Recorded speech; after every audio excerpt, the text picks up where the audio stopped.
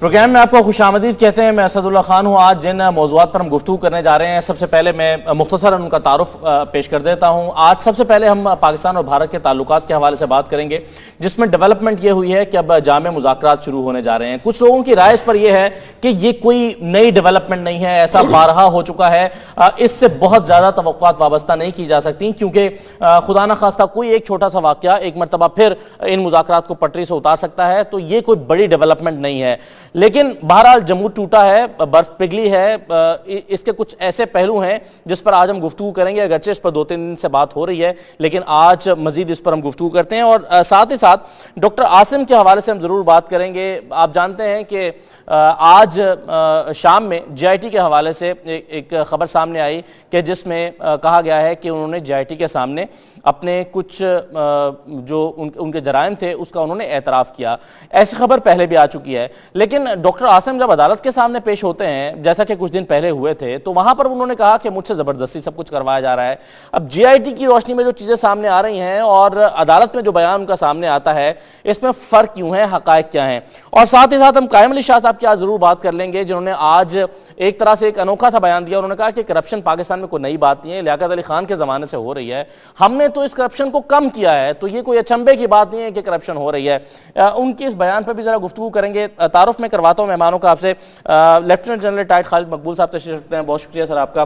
اعجاز حیدر صاحب سینئر صحافی تجزیہ کار ہمارے ساتھ موجود ہیں. اعجاز صاحب بہت شکریہ آپ کا.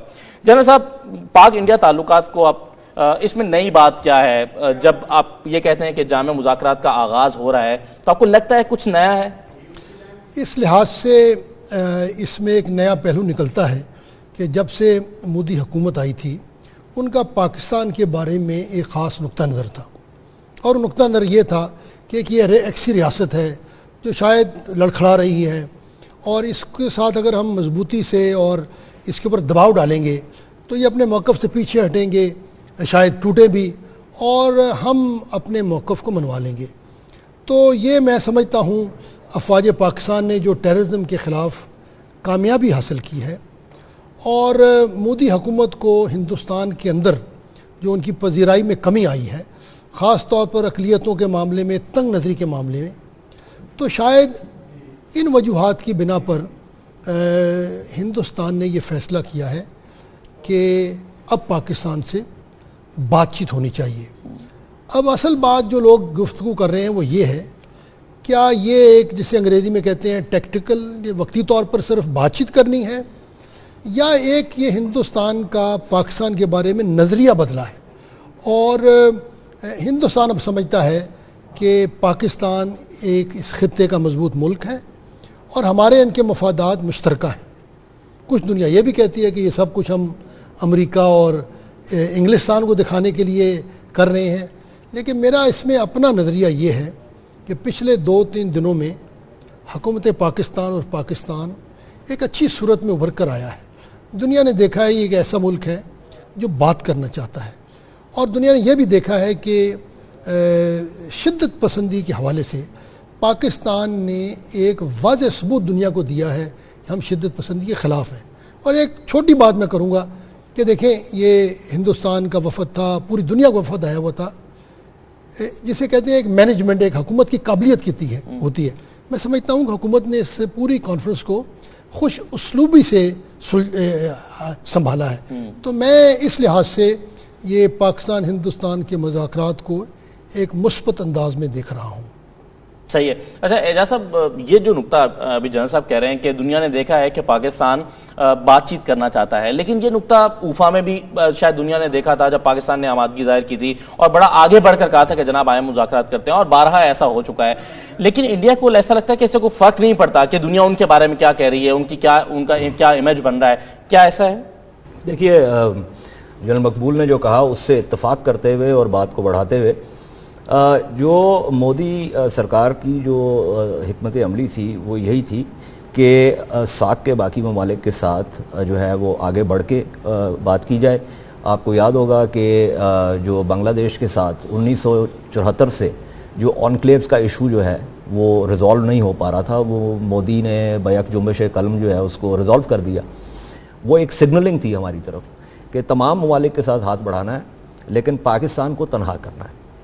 اور پاکستان کی تنہائی کی وجہ یہی تھی کہ تنہا کرنے کی کوشش کی وجہ یہی تھی کہ آپ چونکہ دہشت گردی کا جو ایک عالمی بیانیہ ہے اس کے اندر آپ اپنا بیانیہ جو ہے دہشت گردی کا اس کو بھی جوڑیں اور اس کا سارا مدعا جو ہے وہ پاکستان کے اوپر ڈالیں. اس میں جو جیسے جنرل نے ذکر کیا کہ جو ضرب اسب کا معاملہ ہے, پھر نیشنل ایکشن پلان کے تحت جو ہم نے شہروں میں کیا, اس کے ساتھ ساتھ جو سویلین حکومت نے جو پالیسی اپنائی وہ بالکل واضح تھی کہ جو انوگریشن تھی مودی کی اس کے اوپر بھی وزیر اعظم گئے, وہاں سے جو جواب آیا وہ بھی دنیا کے سامنے تھا. اوفا جس کے بارے میں میں بہت کرٹیکل تھا اور ابھی بھی ہوں, لیکن اس میں بھی دنیا نے یہ دیکھا کہ ہم نے کوشش کی. یہ تمام چیزیں جو تھیں یہ اس سے جو تاثر ابھر رہا تھا, اور یہ واشنگٹن میں, لندن میں, دوسری جگہوں پہ تاثر یہ ابھر رہا تھا کہ پاکستان تو بات کو آگے بڑھانے کا خواہش مند ہے, لیکن بھارت کی طرف سے جو ہے ایک ہٹ درمی کا ثبوت دیا جا رہا ہے. بین الریاسی تعلقات میں آپ کو یہ جو جزیات ہیں اور یہ جو باریکیاں ہیں ان کو دیکھنا اور سمجھنا بہت ضروری ہوتا ہے, اس لیے دباؤ جو ہے وہ بڑھ رہا تھا.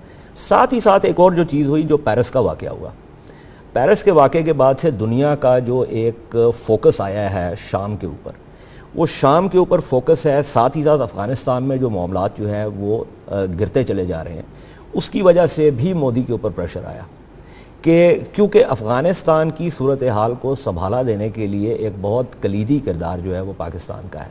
اور پاکستان نے اس دفعہ جب وزیر اعظم گئے, اس کے بعد آرمی چیف گئے, تو وہاں پہ جو بات چیت ہوئی, اب آرمی چیف کی وہاں پہ وائس پریزیڈنٹ سے بھی بات ہوئی, آرمی چیف کی وہاں پہ ڈیفنس سیکرٹری سے بھی بات ہوئی, باضابطہ جو ہے وہ ہل کے اوپر بھی جو ہے جو اسٹینڈنگ کمیٹیز ہیں وہاں پہ بھی بات چیت ہوئی.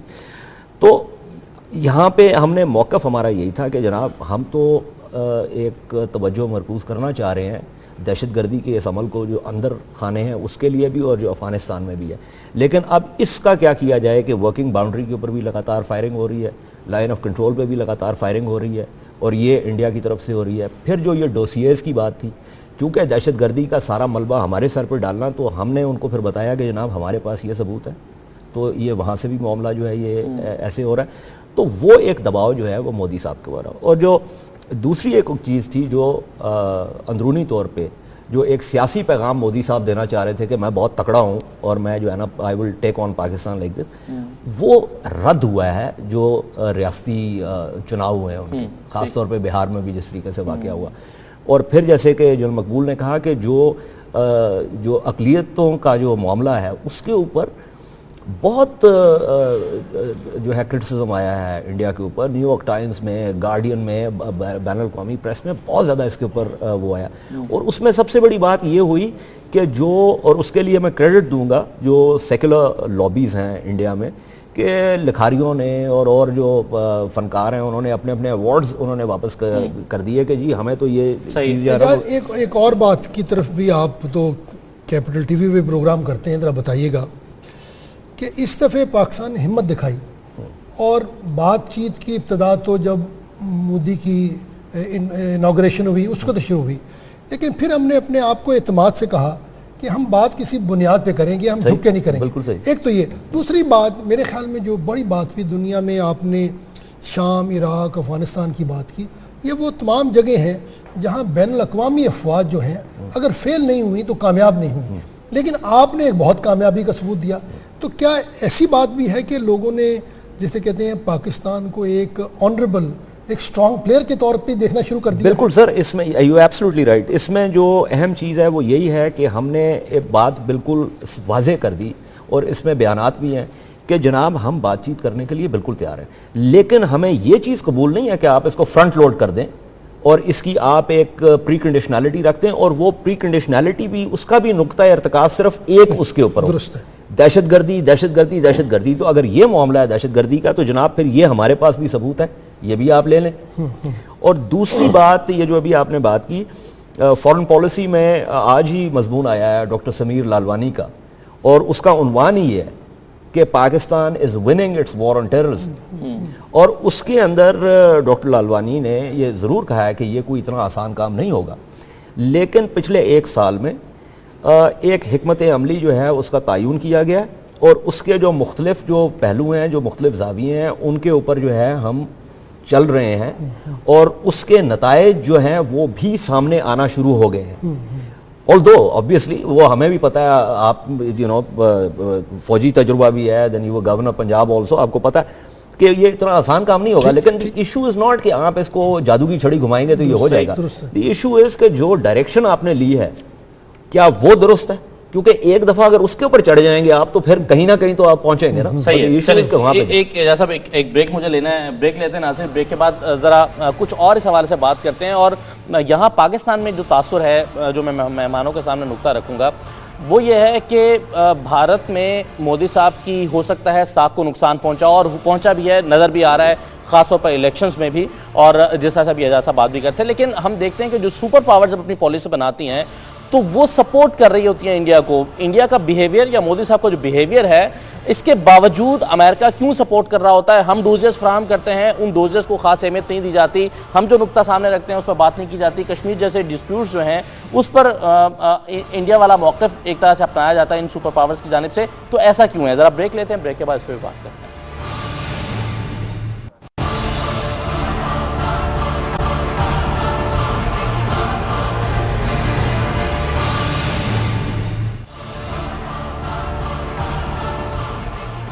بریک کے بعد آپ کو خوش آمدید کہتے ہیں. جنرل صاحب, جس طرح سے میں بریک پر جانے سے پہلے سوال چھوڑ کر گیا تھا, مودی صاحب کی ساکھ کو شاید انڈیا میں تو نقصان پہنچا ہے, لیکن ہم دیکھتے ہیں کہ ان کے اس بیہیویئر کی وجہ سے شاید انٹرنیشنل کمیونٹی میں, خاص طور پر امریکہ جب اپنی پالیسی بناتا ہے تو ہم دیکھتے ہیں کہ جہاں پاکستان کا موقف بھی درست معلوم ہوتا ہے وہاں پر بھی وہ انڈیا کو سپورٹ کر رہا ہوتا ہے. تو پھر اس کی وجہ آپ کو کیا لگتی ہے, کیوں پاکستان کو سپورٹ کرنے کی بجائے انڈیا کی سپورٹ کی جا رہی ہے؟ دیکھیے, بین الاقوامی جو معاملات ہیں, تعلقات کو جذباتی انداز میں نہیں دیکھنا چاہیے. دنیا ایک دوسرے کو اس نقطہ نظر سے دیکھتی ہے کہ وہ ایک دوسرے سے کیسے فائدہ اٹھا سکتے ہیں یا ایک دوسرے کو نقصان کیسے پہنچا سکتے ہیں. تو ہمیں اس حقیقت کو برداشت کرنا پڑے گا کہ ہندوستان ہم سے کئی درجے بڑا ملک ہے. اس وقت دنیا میں اس کی اکانومی کی وجہ سے لوگ اس کو بہت چاہتے ہیں, لیکن اسی طرح ہماری بھی بڑی اہمیت ہے. جیسے اعجاز صاحب نے کہا کہ شام اور عراق کے بعد جو افغانستان میں صورتحال بن رہی ہے, ISIS کا خطرہ بن رہا ہے, ہماری وہاں بہت اہمیت ہے. دیکھیں نا, پچھلے دنوں آرمی چیف گئے ہیں. میں یہ نہیں کہتا کہ کوئی آرمی چیف کا وائس پریزیڈنٹ سے ملاقات کے بعد کوئی پاکستان کا کوئی GDP بڑھ جائے گی, لیکن اس سے پاکستان کی وقت ظاہر ہوتی ہے. تو اپنے تئیں ہمارا مقام بھی بہت ہے, اور میں سمجھتا ہوں آنے والے دنوں میں جس خطے میں ہم کھڑے ہیں اور اس خطے میں جو تجارتی تبدیلیاں ہوں گی, اور ان تبدیلیوں میں جو حصہ روس اور چائنا کا ہوگا, اور جس کے لیے پاکستان ایک بہت بڑا بیس بنے گا, آپ دیکھیے گا یہی دلیل جو آج ہم دے رہے ہیں, کل شاید ہم یہ کہہ رہے ہوں گے کہ دیکھیے جی, چونکہ گوادر سے چائنا تک اب ساری ٹرانسپورٹیشن ہو رہی ہے, اب تو انڈیا بھی ہمیں کہتا ہے کہ ہمیں یہاں پہ مال بھیجنے دو, ہم نے چائنا تک بھیجنا ہے. تو میں نہیں سمجھتا کہ پاکستان اس وقت کوئی اپنی فوقیت یا وقت کے لحاظ سے کوئی کم تر ملک ہے, لیکن ہندوستان کی ایک اہمیت ہے. دیکھیے, آپ نے جب اپنے معاملات ٹھیک سنبھالے, جمہوریت آگے بڑھی, شدت پسندی کو آپ نے کنٹرول کیا, یہ روز ہمارے خلاف آتا تھا, ڈو مور, کبھی آتا تھا آپ نے چھپایا ہوا ہے, کبھی آتا تھا آپ ابھی بھی شدت پسندیوں کو سپورٹ کر رہے ہیں. اب وہ امریکہ نہیں کہہ رہا کہ آپ کشمیر کی آگ جو ہے وہ آپ نے لگائی ہوئی ہے. دیکھیں نا, ایک تبدیلی آئی ہے, لیکن اس کے باوجود ہمیں سمجھنا پڑے گا کہ ہمیں دوسروں کی نسبت زیادہ کارکردگی کا مظاہرہ کرنا پڑے گا تاکہ ہم اپنا مقام حاصل کر سکیں. صحیح ہے. اعجاز صاحب, مودی کے انڈیا میں نامقبول ہونے کی وجہ سے یا ناپسند کیے جانے کی وجہ سے کیا آپ کو لگتا ہے کہ پاکستان کو کوئی فائدہ ہوگا اس کا؟ نہیں, بالکل. دیکھیے, یہ جو ان کا ایک بڑا کلیورلی کرافٹڈ امیج جو تھا, وہ بھی مودی صاحب کی پالیسیز یا مودی صاحب کے جو سنگی ہیں ان کی جو کارکردگی تھی, اقلیتوں کی طرف جو ان کا رویہ تھا, اس سے بہت دھچکا پہنچا ہے. اور یہ جو سیکولر لابیز ہیں ان کو خطرہ بھی اسی بات کا تھا انڈیا میں کہ جناب یہ جو ہم نے ایک امیج بنایا ہوا ہے. دیکھیں, یہ جو آپ نے بات کی نا, اور جو جنرل صاحب بھی بات کر رہے تھے کہ پہلی بات تو یہ ہے کہ بین الریاسی تعلقات میں جذباتیت کی بات نہیں ہوتی, ایک بات. دوسری بات, اس میں فیئرنس اور ان فیئرنس کا ایشو نہیں ہوتا. یہ سارا کھیل مفادات کا ہے، اور یہ دنیا کی تاریخ جو ہے ریکارڈڈ جو 3000 سال کی، اس میں ہر جگہ پہ آپ کو یہ دکھائی دے گا. اسی لیے کہ انڈیا کا امیج تھا کہ وی انٹرسٹ دا ورلڈ، صحیح ہے، اور پاکستان کا امیج وہ یہ پیش کرتے تھے کہ this is a state that worries the world. اب جس وقت اقلیتوں کے ساتھ یہ معاملہ شروع ہوا تو ان کو دا سیکولر لابیز، ان کو خطرہ اسی بات کا تھا کہ وہ جو ہم نے اپنا ایک مثبت امیج بنایا ہوا ہے اس کو ایک بہت بڑا دھچکا پہنچا ہے. اب جو ہم نے کرنا ہے، سی پیک کا معاملہ آپ کو پتہ ہے، اقتصادی راہداری ہے. اقتصادی راہداری جو ہے وہ شمال جنوب اور جنوب شمال نہیں صرف چلے گی، وہ مشرق مغرب بھی چلے گی. یہ جو ابھی جو heart of Asia Istanbul process کی جو منسٹریل کانفرنس ہم نے ہوسٹ کی ہے، اس میں آپ اشرف غنی صاحب کی تقریر اٹھا کے دیکھ لیں اور اس میں سشما سوراج کی تقریر اٹھا کے دیکھ لیں. دونوں تقاریر میں آپ کو ایک جو ہے وہ کنسنسس ملے گا، وہ ہے کنیکٹیوٹی کا. کیونکہ 6 جو نکات ہیں ہارٹ آف ایشیا کے، اس میں 2 کا تعلق جو ہے وہ پیس اینڈ سیکیورٹی اور کنیکٹیوٹی، جس میں ٹریڈ، کامرس اور وہ. انہی 2 نکات پہ یہ منسٹریل کانفرنس ہو رہی تھی. ہم نے آپ تو خیر نوجوان ہیں، ہم جب جوان ہوتے تھے، اب تو ہم نوجوان بھی نہیں رہے، تو ہم یہ سنتے آ رہے ہیں کہ ہماری جغرافیائی محل وقوع ہے اور ہماری بہت بڑی اسٹریٹجک لوکیشن ہو. بھائی اسٹریٹجک لوکیشن ہو تو پھر آپ اپنی سرحدوں کو کھولیں. اگر ان کے ارد گرد آپ تالے لگائیں گے تو پھر آپ کی جغرافیائی جو لوکیشن ہے اس کا آپ کو کوئی فائدہ نہیں ہوگا. یہ جو گوادر کا معاملہ ہے، یہ جو چاہ بہار کی بات ہو رہی ہے، آپ آج انڈیا کو اوور لینڈ ایکسس دے دیں ٹو افغانستان، جس کا ذکر بھی ہوا، سشما نے بھی، سوراج نے بھی کیا اور اپنا اشرف غنی صاحب نے بھی، تو یہ چاہ بہار کا جو پورٹ ہے نا، اس کے اوپر گیدڑ بھاگیں گے. دیکھیں جغرافیے کا جبر ہوتا ہے ایک، آپ جو مرضی چاہ بہار کو بنا لیں، گوادر جو ہے وہ جغرافیائی اعتبار سے اور جو کانٹیننٹل شیلف ہے اس اعتبار سے اس علاقے میں جتنے بھی پورٹس ہیں ان سب سے بہتر ہے. یہ تو اللہ تعالیٰ کا کرنا ہے نا، اس میں ہمارا کوئی ہاتھ نہیں. اس کا آپ نے فائدہ اٹھانا ہے. آپ جب تک یہ اوور لینڈ روٹ، اور اس کے اندر let me be very clear about this, civilian حکومت اس بات پہ سہمت ہے. یہ جو اسپینر ہے نا، یہ فوج نے پھینکا ہوا کہ جی، اور وہ یہ کہ جی security issues and all that. میری توقع یہ ہے کیونکہ جو اقتصادی راہداری ہے اس کے اوپر فوج اور سویلین حکومت جو ہے بقول اس کلیشے کے ایک ہی صفحے پہ، اور میری توقع یہ ہے کہ یہ جو معاملہ ہے اس کو بھی فوج جو ہے سویلین حکومت کے ساتھ اس معاملے پہ اتفاق کرے گی. دیکھیے انڈیا کے ساتھ آپ نے اپنے ابتدائیے میں ایک سوال اٹھایا کہ کیا یہ بات چیت کا عمل جو شروع ہوا ہے اس کے اندر کوئی سبسٹنس بھی ہے یا یہ ایک خالی خولی بات ہے. اس کے اندر سبسٹنس آپ نے ڈالنا ہے. آپ نے اس لیے ڈالنا ہے کہ جو جھگڑے ہیں نا ہمارے، ان کی ریزولوشن جو ہے وہ ہم چاہتے ہیں. صحیح، انڈیا تو بیٹھا ہوا ہے نا، اس کو تو کوئی مسئلہ نہیں، آپ چاہتے ہیں. Therefore you have to be creative. General Maqbool has had an illustrious military career. ایک لٹل ہارٹ ایک جو ہے وہ تھیورسٹ تھے فوجی، ان کی ایک تھیوری ہے strategy of the indirect approach. صحیح، ٹھیک ہے، کہ آپ فرنٹلی مت جائیں، آپ کسی چیز کو جو ہے انڈائریکٹلی اپروچ کریں. آپ کی حکمت عملی ایسی ہونی چاہیے کہ آپ اپنے حق میں لابیز کریٹ کریں انڈیا کے اندر، اور وہ معاملہ صرف تجارت کے ذریعے ہو سکتا ہے. صحیح ہے. مشرف صاحب کے زمانے میں، and I been very critical of Musharraf صاحب، لیکن کچھ چیزیں بہت انٹرسٹنگ ہوئی تھیں. اس زمانے میں آپ کو یاد ہوگا کہ پنجاب کے، ہریانہ کے چیف منسٹر یہاں پہ بھاگے بھاگے آتے تھے کہ جی یہ سرحد جو ہے اس کو کھولیں، اور اس زمانے میں لوگوں نے کہا جی یہ تو تقسیم ہوئی تھی. حالانکہ کھولنے کا یہ مطلب نہیں کہ خدا کشمیر سے ٹریڈ شروع ہوئی. بالکل کشمیر، یہ آپ سب ریجنل تجارت شروع کریں. صحیح ہے. آپ لابیز کریٹ کریں گے انڈیا کے اندر جو کہ آپ کے مفاد کو آگے بڑھائیں گی. صحیح ہے. کشمیر کے حوالے سے، باقی جھگڑوں کے حوالے سے. O1 O2 کا سٹینڈ آف جب ہوا تو وہ کیسے ختم ہوا؟ 10 مہینے کا سٹینڈ آف تھا. آئی ٹی انڈسٹری ساری بھاگی گئی، انڈیا کی آئی ٹی انڈسٹری بھاگی گئی دلی. انہوں نے کہا جی اتنے بلینز ڈالرز کا نقصان ہو رہا ہے اس سٹینڈ آف کی وجہ سے. صحیح ہے. اچھا ایک سر مجھے بریک لینی ہے، لیکن جو اعجاز صاحب کا جو نقطہ ویو پوائنٹ ہے اس کے برعکس ایک رائے یہ ہے کہ جناب کچھ بھی ہو جائے، آپ ٹریڈ کی باتیں کر رہے ہیں، ٹریڈ نہیں ہونے دیں گے جب تک کشمیر کا مسئلہ یا سیاچن کا مسئلہ حل نہیں ہوگا. تو دونوں میں سے آپ کی رائے کون سی ہے؟ ذرا بریک لے لیتے ہیں، بریک کے بعد اس کو بھی ناظرین بات کرتے ہیں.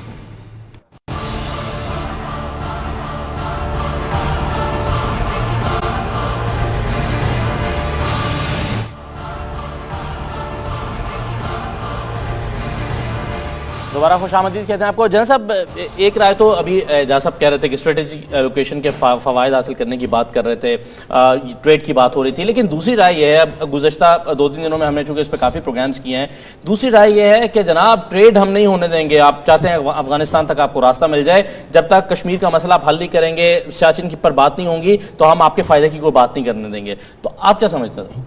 دیکھیے میں سمجھتا ہوں کہ سشما سوراج صاحبہ آئی ہیں پاکستان, اور ابھی تو صرف یہ فیصلہ ہوا ہے کہ ایک کمپریہنسو ڈائلاگ شروع ہوگا, تو ہم ایک دم جمپ نہ کریں کہ سب مسئلے حل ہونے کی طرف جا رہے ہیں.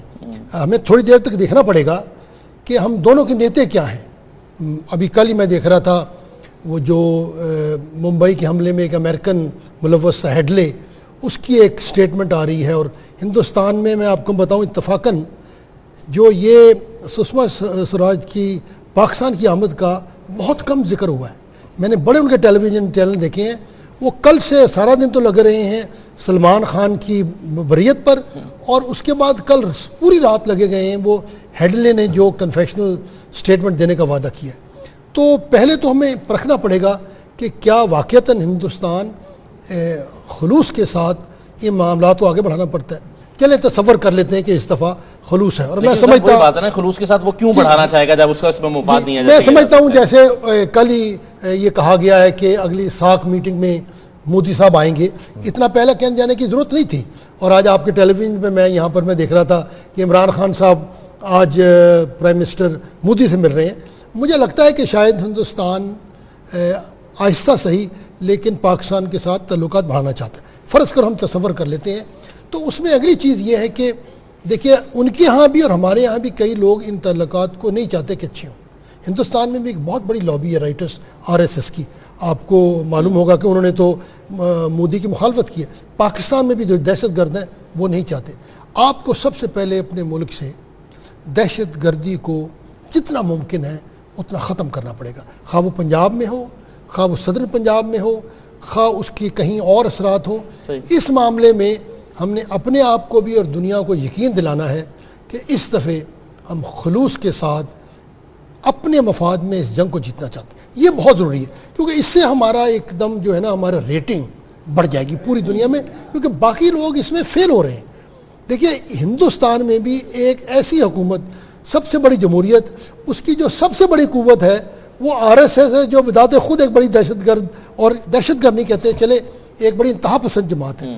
کہ اگر ہم نے یہ ثابت کر لیا نا تو ہم ایک ایسا اسلامی ملک بن جائیں گے جو جمہوری بھی ہے, اسلامی بھی ہے, اور اس میں دہشت گردی نہیں ہے. یہ تو بہت ضروری ہے. اب اس کے بعد آگے بات جو اعجاز کہہ رہے ہیں تجارت بڑھانے کی, میں نے ایک ورلڈ بینک کی رپورٹ پڑھی تھی کہ اگر پاکستان انڈیا کے درمیان تجارت شروع ہو جائے تو اس تجارت کا والیوم پہلے والی تجارت سے پتہ نہیں 10 گنا یا 100 گنا زیادہ ہو جائے گا. اس میں اٹریکشن تو بڑی ہے, لیکن دیکھیں یہ نیگوسیشن ہے نا, یہ ایک آرٹ ہے. اس کو آپ نے اس طرح چلانا ہے کہ آپ کا اپنا مقصد بھی حل ہو.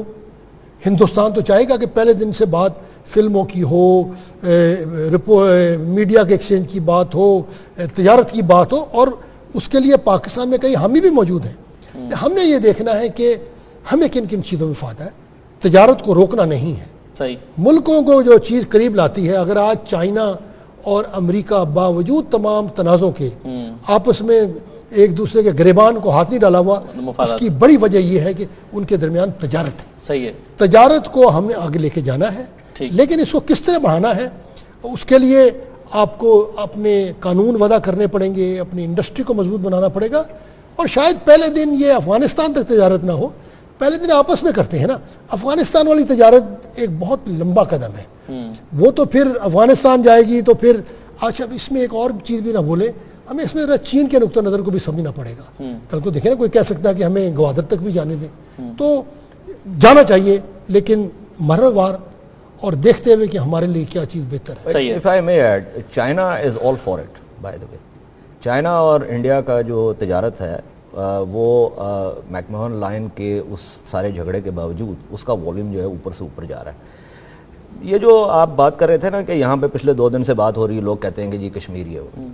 دیکھیے لوگ جو ہے وہ اگر فیصلہ کر لیں کہ انہوں نے بین الریاسی تعلقات کی تاریخ نہیں پڑھنی اور نہیں سمجھنی تو میں ان سے اظہار ہمدردی کر سکتا ہوں. میں تو جو بات کر رہا ہوں وہ تو تاریخی طور پہ اور جو بین الریاستی تعلقات کی جو مختلف تھیوریز ہیں اور اس کی جو پریکٹس ہے اس کے اوپر مبنی ہے. تجارت کی بات آپ کریں, تجارت کے اوپر بے شمار کام ہوا ہے, اور وہ کام یہ ہے کہ ریاستیں جو ہیں تاریخی طور پہ جب آپس میں برسر پیکار بھی تھیں اس وقت بھی تجارت کر رہی تھی, کیونکہ تجارت کا ایک بنیادی اصول ہے if there is a seller and if there is a buyer تو تجارت لازمی ہوگی. ابھی بھی آپ کی اس وقت جو تجارت ہے نا, سر میں ایک سیکنڈ میں جسٹ ون پوائنٹ, نہیں میں یہ کہہ رہا ہوں کہ ڈائریکٹ ٹریڈ آپ کا جو ہے نا, جو آپ کا آپس میں ڈائریکٹ ٹریڈ جو ہے ہو رہا ہے, یہ تو نہیں ہے کہ نہیں ہو رہا, اس کا والیوم بہت کم ہے. آپ کا جو تھرڈ فورتھ پارٹی ٹریڈ ہو رہا ہے نا اس کا والیوم بہت زیادہ ہے, لیکن وہ حکومت کے کوفرز میں نہیں آ رہا. آپ سے متفق ہوں, میں صرف یہ کہہ رہا ہوں کہ دیکھیے کس کو پتا تھا جس طرح دنیا میں معاملات حل ہوئے ہیں,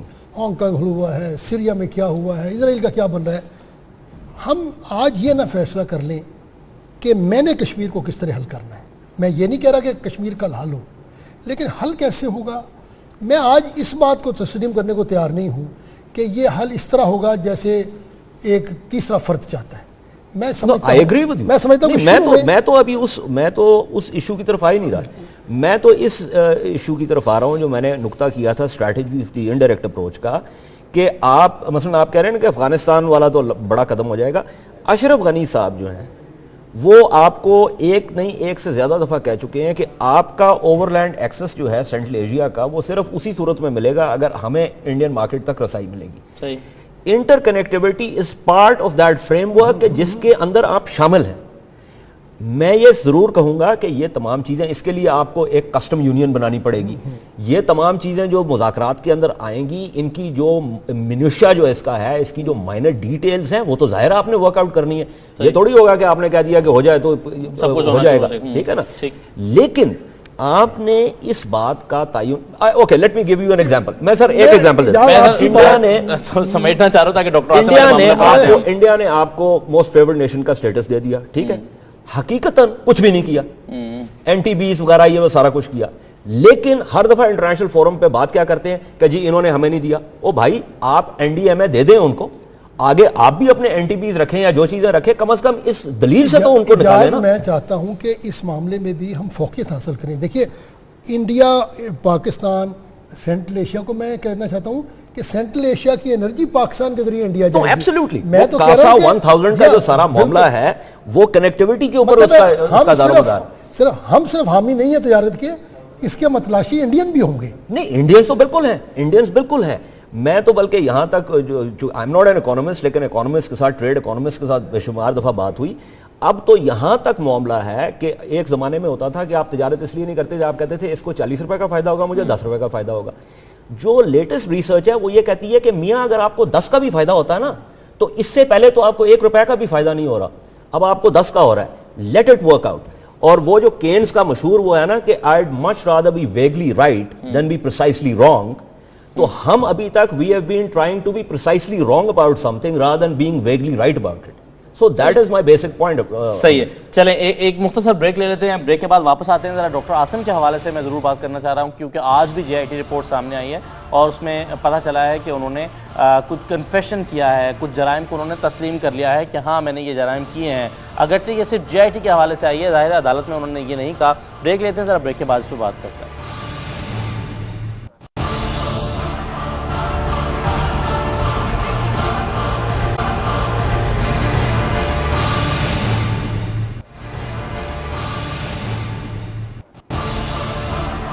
دوبارہ خوش آمدید کہتے ہیں آپ کو. آج 92 نیوز نے حاصل کی ہے J I T report doctor Asim کے حوالے سے, جس میں جو اعترافات انہوں نے کیے ہیں اس میں سے 2 اہم چیزیں ہیں.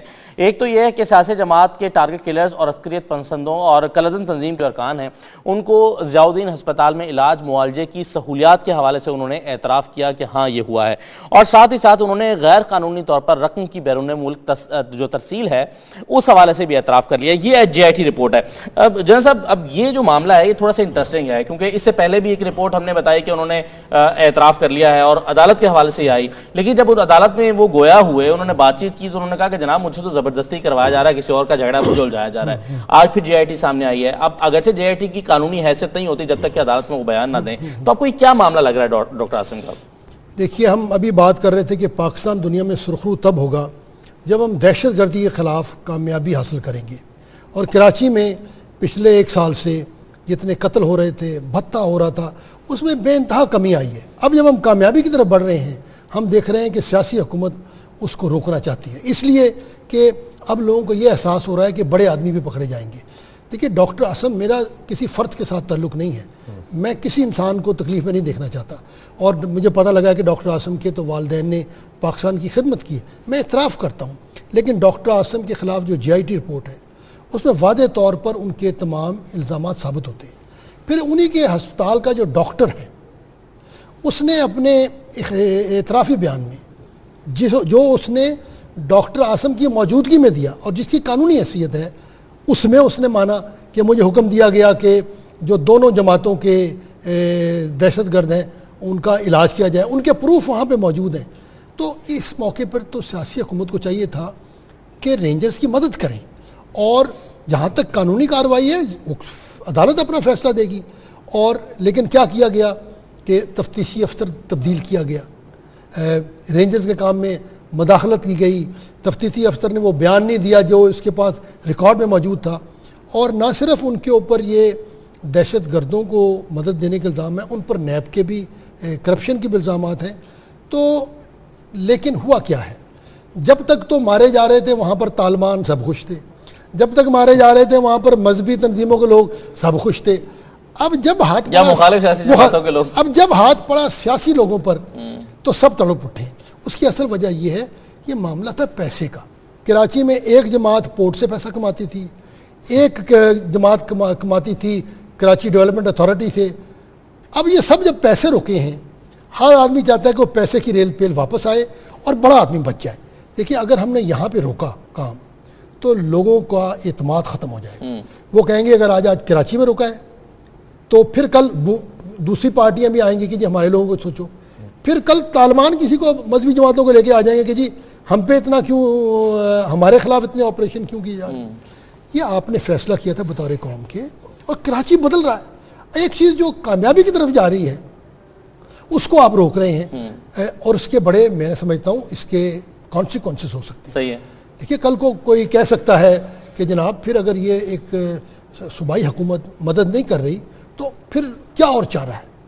کیا وفاقی حکومت وہاں پر، میں نہیں کہتا لائیں، گورنر رول لے آئے، لیکن یہ ساری چیزیں سوچنے والی ہیں. صحیح. اس وقت آپریشنز کے درمیان رکاوٹ ڈالنا میں سمجھتا ہوں کوئی ملک کے ساتھ محبت نہیں. صحیح ہے. لیکن اعجاز صاحب اگر اتنے ثبوت موجود ہے تو اب تک تو مقدمہ چل رہا ہونا چاہیے تھا. 4 مہینے سے ریمانڈ آپ لے رہے ہیں، بار بار ریمانڈ لے رہے ہیں، اور آپ پھر یہ بھی کہتے ہیں کہ ہمارے پاس ثبوت ہیں، GITs بھی سامنے آ جاتی ہیں، تو پھر اب تک ان کی پروسیکیوشن سٹارٹ ہو جانی چاہیے تھی. دیکھیے میں وہی بات کروں گا کہ ڈاکٹر عاصم ملزم ہے یا مجرم ہے، اس کا ورڈکٹ میں نہیں دے سکتا، یہ تو معاملہ عدالت میں ہے.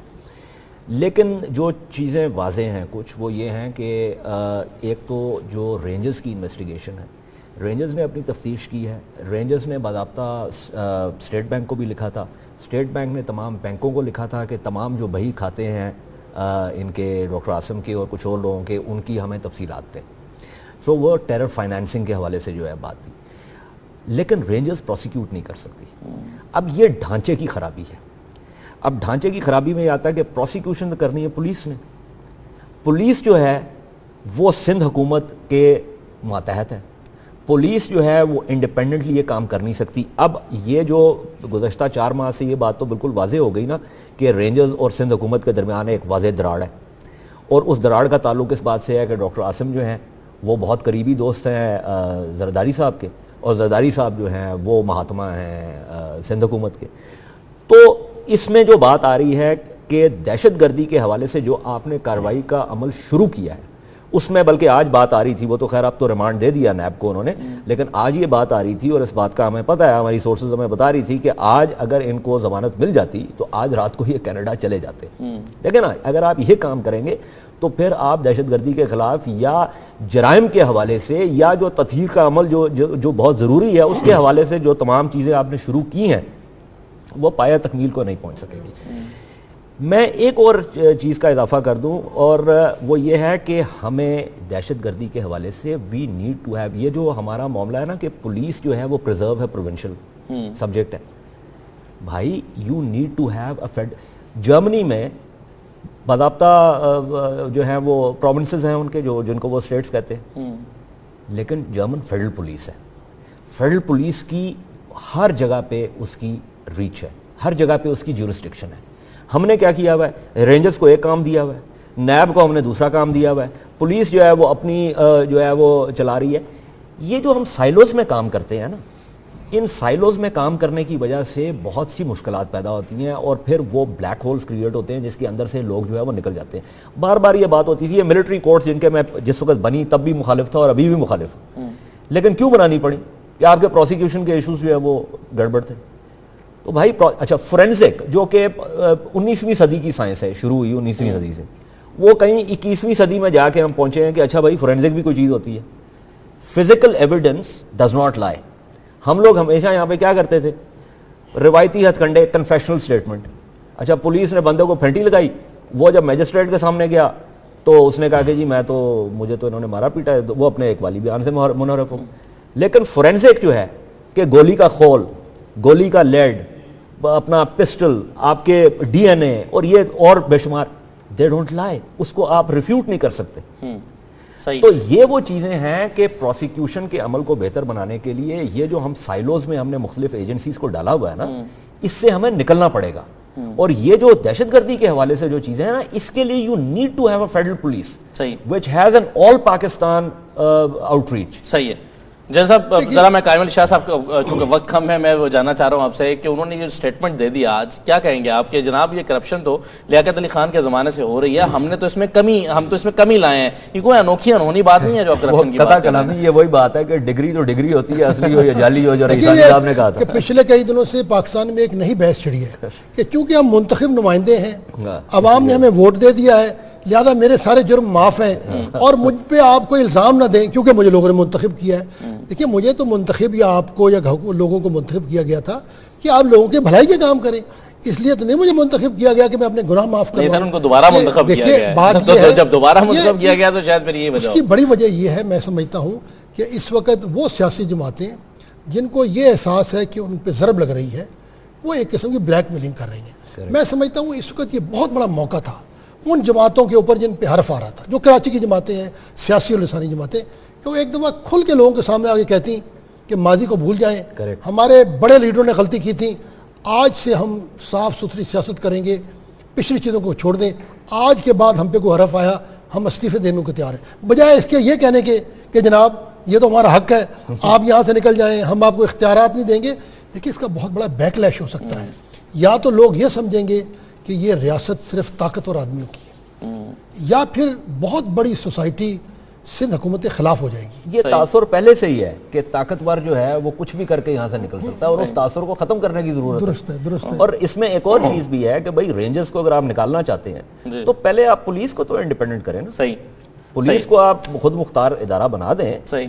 تو رینجرز کوئی مریخ سے تو نہیں آئے, فوج کوئی مریخ سے تو نہیں آئی, پولیس کو بھی وہ خود مختار بنائے تو ان کی پرفارمنس بھی ٹھیک ہو جائے گی. وقت ختم ہو گیا اجازت صاحب, بہت شکریہ آپ کا. اجازت صاحب آپ کا, خالد مقبول صاحب کا آپ کا بہت شکریہ. ناظرین وقت ختم ہو گیا پروگرام کا, یہ آج کا پروگرام تھا. اپنا فیڈ بیک ہمیں دیجیے گا. مجھے اس پروگرام سے اجازت